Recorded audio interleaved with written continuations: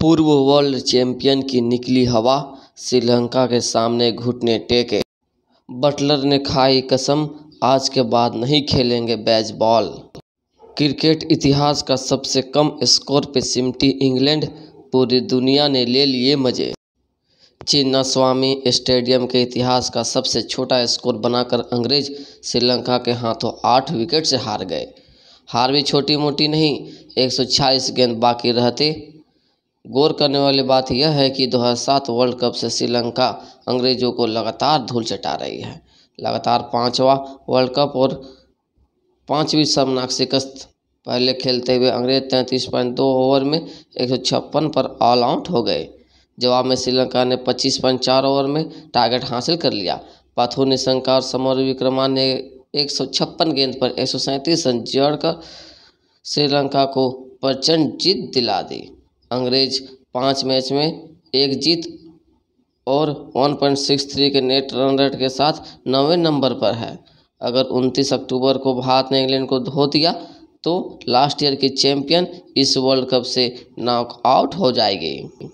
इससे पहले कि आपको मैच का पूरा हाल बताएं, उससे पहले आप इस वीडियो को लाइक एंड शेयर और चैनल को सब्सक्राइब कर दें। अब इंग्लैंड की शर्मनाक शिकस्त की पूरी दास्तान दिल थाम कर सुनिए। जिस देश ने हम पर 200 साल राज किया, आज उसी भारत में उसके इज्जत के चिथड़े उड़ रहे हैं। चिन्नास्वामी स्टेडियम में इंग्लैंड ने टॉस जीतकर पहले बल्लेबाजी का निर्णय लिया। इस स्टेडियम को हिंदुस्तान में बल्लेबाजों का स्वर्ग कहा जाता है। यहीं पर आरसीबी के लिए क्रिस गेल, एबी डिविलियर्स और विराट कोहली ने रनों की बरसात की है।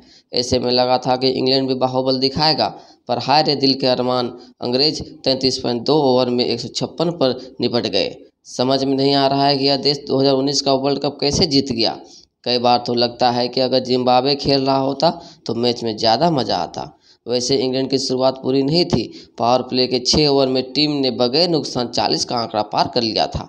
अनुभवी एंजेलो मैथ्यूज ने 7वें ओवर की तीसरी गेंद ऑफ स्टंप के बाहर गुड लेंथ पर डाली। रूम बिल्कुल नहीं था, लेकिन फिर भी डेविड मलान ने जबरदस्ती स्टीयर करने का प्रयास किया। अब चाहे ज़बरदस्ती रिश्तों में हो या क्रिकेट में, नुकसानदायक होता है। 28 के निजी स्कोर पर विकेट कीपर को मलान ने कैच दे दिया। 45 पर इंग्लैंड को पहला झटका लगा और 85 पर आधी टीम पेविलियन लौट गई।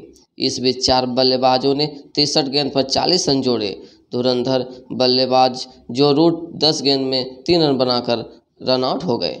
भाई साहब, महेश तीक्ष्णा के 10वें ओवर की चौथी गेंद को सीधा पॉइंट फील्डर के हाथ में खेलकर रन भाग रहे थे। रजिता के 14वें ओवर की दूसरी गेंद को मिड ऑन के ऊपर से खेलने के चक्कर में जॉनी ब्रेस्टो 30 रन बनाकर मिड ऑन को कैच थमा बैठे। अब बात उस खिलाड़ी की जिसके बारे में गौतम गंभीर ने कहा था कि वह इस वर्ल्ड कप में सबसे ज़्यादा रन बनाएंगे। जी हाँ, हम बात अंग्रेज कप्तान जोस बटलर की कर रहे हैं। लाहिरू कुमारा के 15वें ओवर की 5वीं आउटसाइड ऑफ फुल लेंथ गेंद को ड्राइव करने के प्रयास में बटलर विकेट कीपर को बल्ले का किनारा तोहफे में दे बैठे। कप्तान साहब इस वर्ल्ड कप में तीसरी बार विकेट कीपर को कैच थमाकर पेविलियन लौटे। लाहिरू कुमार के 17वें ओवर की अंतिम गेंद टप्पा खाने के बाद अंदर की तरफ आई। लिविंगस्टोन फ्लिक करने के चक्कर में लाइन चूक गई और LBW करार दिए गए। इन्होंने 6 गेंद पर 1 रन की धुआंधार पारी खेली। मोइन अली को काफ़ी मैच के बाद मौका मिला था, लेकिन वह 25वें ओवर की चौथी गेंद को 15 गेंद पर 15 रन बनाकर सीधा बैकवर्ड पॉइंट के हाथ पंच कर बैठे। स्कोर 122 पर 6 आउट। रजिता के 26वें ओवर की 5वीं गेंद पर क्रिस वॉक्स भी बगैर खाता खोले बैकवर्ड पॉइंट को कैच दे बैठे। इतनी सारी राम कहानी के बीच आपने यह गौर किया होगा कि अभी तक बेन स्टोक्स का नाम नहीं आया है।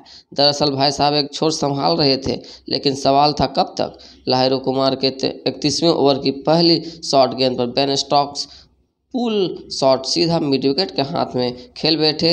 उन्होंने 73 गेंद पर 6 चौकों की मदद से 43 रन बनाए। आप कह सकते हैं स्टोक्स ने बड़े शॉट खेलने में जल्दबाजी कर दी, लेकिन अब दी तो कर दी।